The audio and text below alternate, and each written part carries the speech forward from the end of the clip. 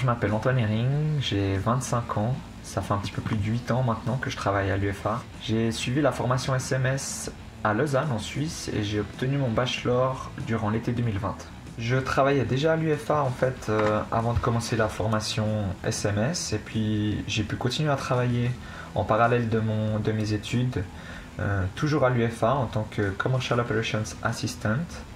Et une fois mon bachelor terminé, j'ai continué à travailler toujours dans la même équipe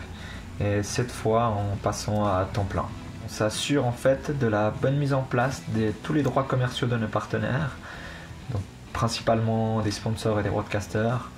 sur nos différentes compétitions et sur les différents matchs qu'on peut avoir, que ce soit pour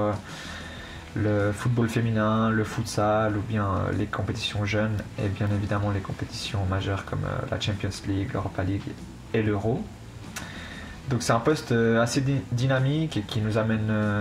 aussi un petit peu à voyager, donc c'est vraiment très intéressant de pouvoir faire ça sur les différents matchs que l'UFA organise.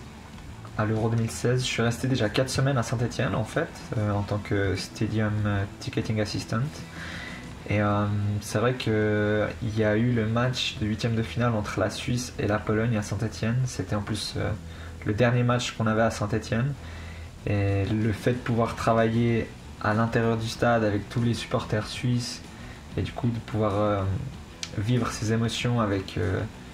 l'équipe de son pays, c'est vrai que c'était une expérience unique et ça restera pour moi quand même un moment fort de cet Euro-là. Malgré l'élimination de la Suisse ce jour-là, mais pouvoir travailler en fait justement dans ce genre d'événement, c'est vraiment une grosse expérience et c'était vraiment sympa. Alors selon moi, je pense que c'est important de pouvoir s'adapter aux différentes situations et de pouvoir réagir aussi assez rapidement parce que c'est vrai que dans l'événementiel et durant les compétitions, il y a toujours quand même des petits facteurs qu'on ne maîtrise pas et donc c'est important de pouvoir quand même réagir et de pouvoir s'adapter aux différentes situations auxquelles on peut faire face. Ce qui est important, c'est de comprendre vraiment les besoins et les attentes de chaque groupe de personnes en fait qui va venir au stade. Parce que c'est évident que le supporter qui va aller chanter derrière les buts, il n'aura pas les mêmes attentes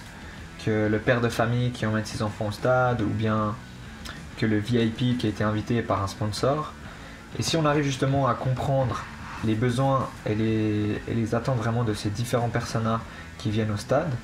eh bien, ça permet de créer une stratégie qui répondra à tous ces besoins, ou en tout cas un maximum, et qui pourra satisfaire tout le monde. Alors je pense pas qu'il y ait de recettes magiques pour réussir dans le sport business, mais je pense avant tout qu'il faut être quand même un passionné de cet univers-là. Et surtout je pense qu'il faut être assez ouvert d'esprit et ne pas rester uniquement focalisé sur le sport qui nous passionne, mais voir aussi ce qui se fait dans d'autres sports, dans d'autres pays, dans d'autres industries pour comprendre vraiment aussi comment tout cela fonctionne et aussi ne pas hésiter à appliquer les bonnes idées qu'on voit qui se font à droite, à gauche, dans des sports différents et je pense que tout ça permet d'élargir aussi notre vision et ça permet d'apprendre bien évidemment tous les jours de façon différente.